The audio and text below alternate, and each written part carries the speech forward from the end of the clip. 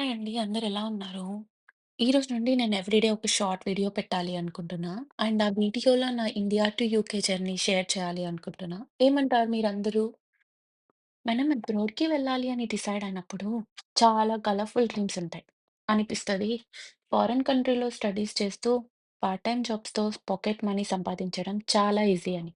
కానీ reality completely డిఫరెంట్‌గా ఉంటది. అబ్రాడ్ స్టూడెంట్ లైఫ్ అంటే ఫ్రీడమ్‌గా అనిపించొచ్చు. కానీ నిజంగా అది చాలా స్ట్రెస్‌ఫుల్. ఫ్లైట్‌లో కూర్చొని ఉన్నప్పుడు ఒక పక్కన మన డ్రీమ్స్ గురించి ఆలోచిస్తాం. న్యూ లైఫ్ స్టార్ట్ అవుతుంది. ఎవ్రీథింగ్ డిఫరెంట్‌గా ఉండబోతుంది. కానీ వేరే పక్కన ఫ్యామిలీని వదిలి దూరంగా వెళ్తున్న ఫీలింగ్.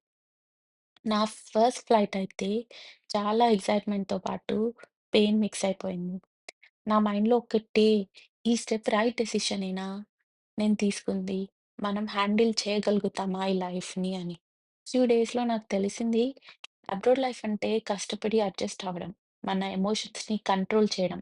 కానీ నేర్చుకునే ప్రాసెస్‌లో will become more stronger. Thank you guys for watching my video. ఈ వీడియో ఎవరికైనా రిలేటెడ్ అనిపిస్తే ప్లీజ్ షేర్ చేయండి. Thank you.